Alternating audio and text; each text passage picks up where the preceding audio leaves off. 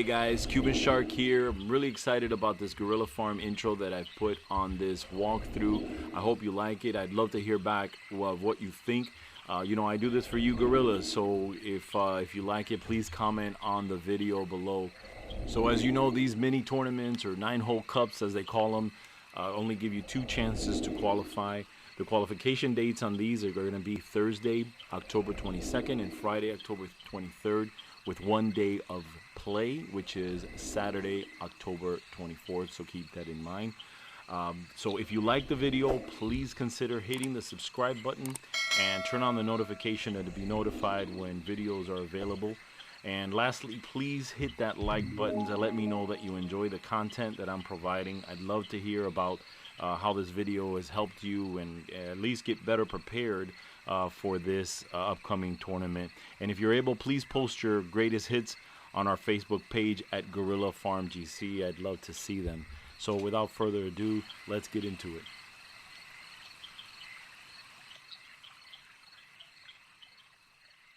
So if you played the Riverside tournament last month, you'll notice that this is the same first hole, a par 4, and so I'm showing this previous video because I feel that it is the most effective. I'm setting this ball on the rough, on the edge of the rough, with 2 bars of side spin to the right, and here I'm using 1 bar of top spin because the wind is behind me. If you need a little bit more, I would go with about 1.5 bars to 2 bars if the wind is in front of you. Just make sure you don't make the same mistake I made on another profile where I counted that center ring as a ring. It is not. That dark area is actually part of the first yellow ring.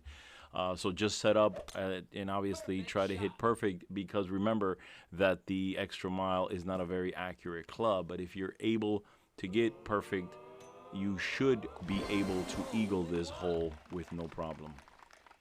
For hole number 2, I'm using a sniper and a ball that gives me 3 bars of side spin. Now in this video I'm using a Kingmaker, but a Katana would do just fine.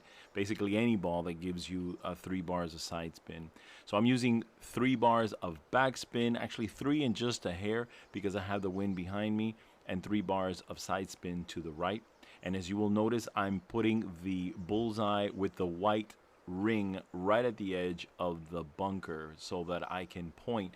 If your ball guide is not quite as developed, that is what I would recommend, putting the white ring to the edge of that bar.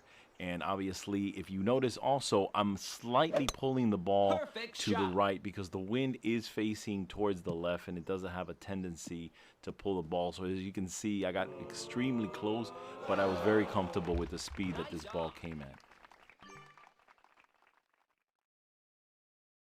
So for hole number 3, I am playing with a power 3 ball and an extra mile, and I'm playing the shot to the left.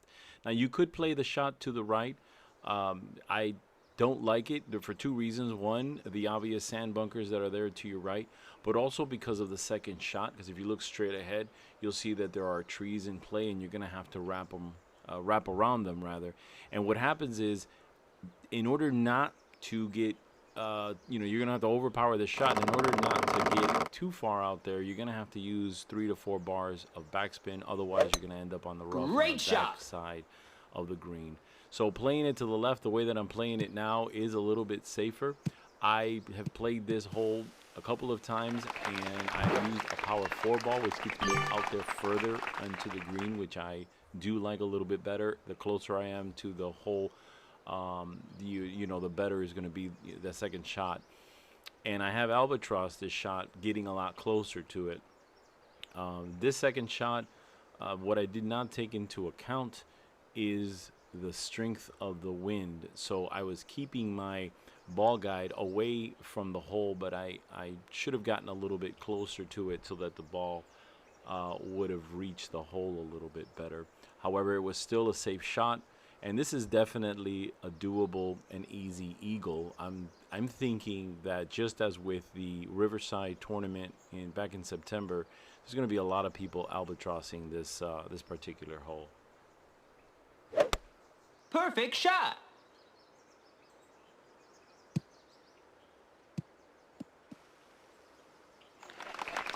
Nice on.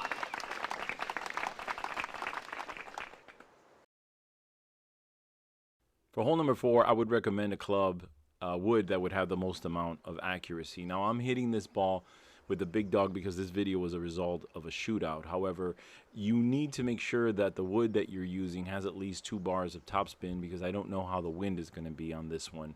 So because the wind is in front of me, I'm using about I'm using 1.5 bars of topspin.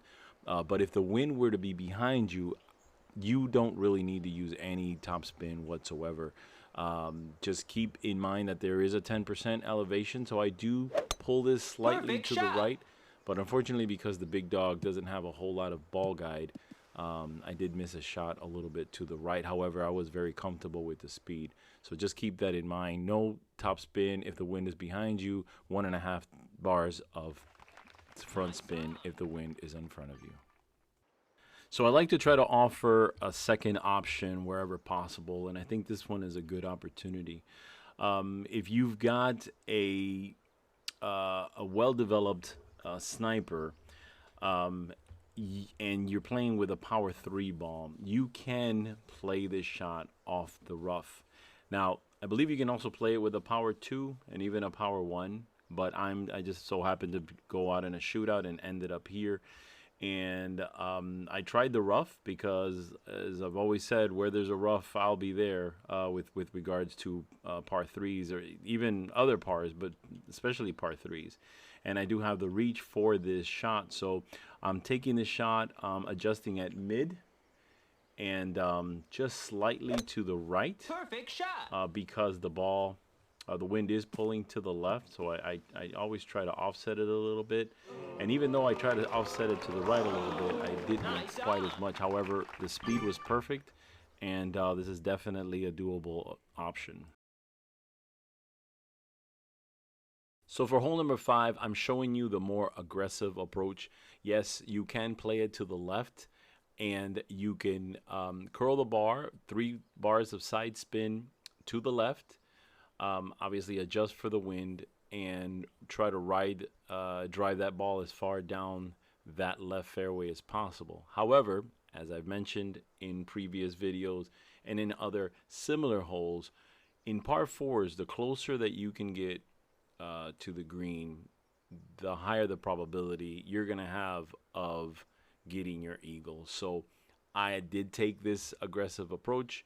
I was playing around a little bit with bars of topspin because I didn't want to overpower the shot, but because the wind is facing left and somewhat down, I knew that I was going to have to overpower this shot and end up clipping that rough, obviously on purpose, so that it can slow the ball down.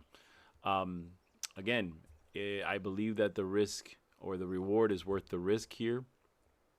Because, I mean, unless the wind is literally facing you directly,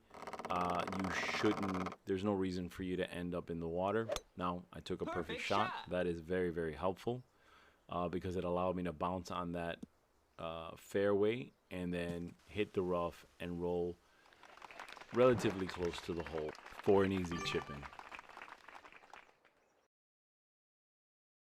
For hole number 6, I am recommending a power 3 ball on the description. However, I purposely played this shot with a power 0 Marlin ball and a profile that only has about 200 or so games, just to reiterate the fact that if you set yourself up for these shots, you should be okay in qualifying and doing, decent in these tournaments. So it's really about practice. It's really about understanding your clubs and the limitations that these clubs have. For example, the extra mile at power 4 at level 4 does not have a whole lot of ball guide. So keep that in mind. Make sure you use the max amount of backspin if that's the case. On this second shot, I'm using a Viper because that's all I have in this profile. I would use a sniper if I had it, but unfortunately I don't. And as you can see here, I have enough space in front of me to be able to overpower the ball a little bit so that I can use some backspin. And what ended up happening is a lot of people will take the shot and want to reach for the ball using topspin, but then when they actually drop, they overpower themselves and end up in the back of the green. So just keep that in mind. Use the backspin and overpower the shot so that you can get up to the hole, but then slow down and stay relatively close to it. For hole number 7, I'm using the footage from our Riverside tournament back in September because it's basically the same hole. And even though I'm recommending to be on the safe side to bounce from that first fairway piece of strip, I've made this so many times, you know, hole in one, that this is the way to go. As long as you've got a driver that's got at least 3.5 bars of topspin, this is the way to do it. I'm using my sniper. Obviously, it's at level 10. However, I played this with level 5 and 6, and it's worked fine. Power 0 ball, so I'm using a Marlin, and I'm adjusting for wind at minimum. And you should be, if not a hole in one, you should be very, very close to this hole, bouncing off the rough.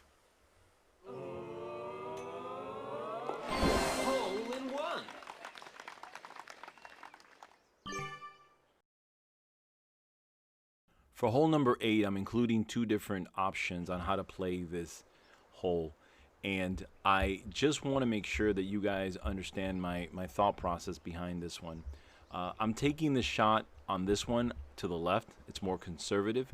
However, taking the shot to the left means that the second shot is going to be all about accuracy, and your probability of getting into the hole from that distance isn't quite as good. However, if you do want to play it safe, make sure you adjust for the wind and take your shot. I'm taking this shot with a Power 0 Marlin ball. Perfect shot.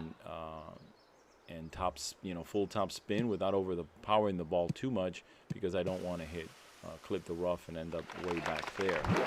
However, the second way that I'm going to show you, the reason I'm mentioning it is because, and I'm adding this first version because, you know, as stated previously in the playthrough, I want to make sure that the junior rookies have the opportunity to play these holes as well and score well.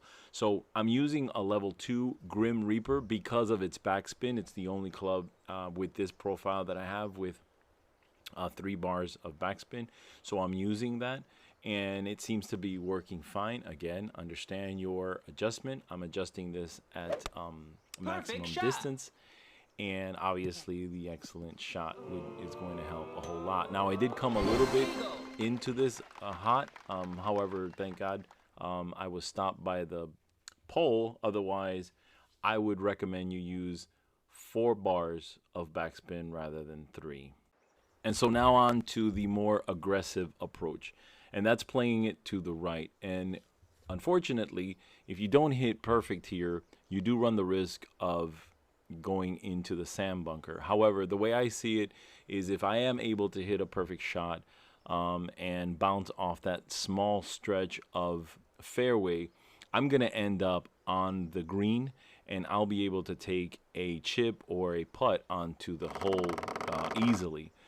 And at worst case scenario, even if you hit this great, you still will be able to hit the green on your second shot. So to me, the reward is worth the risk in this particular hole. Now, that's totally at your discretion. It's totally at your call. But as you can see, with a Power 4 ball and a level 7 extra mile, I'm on the green on my first shot.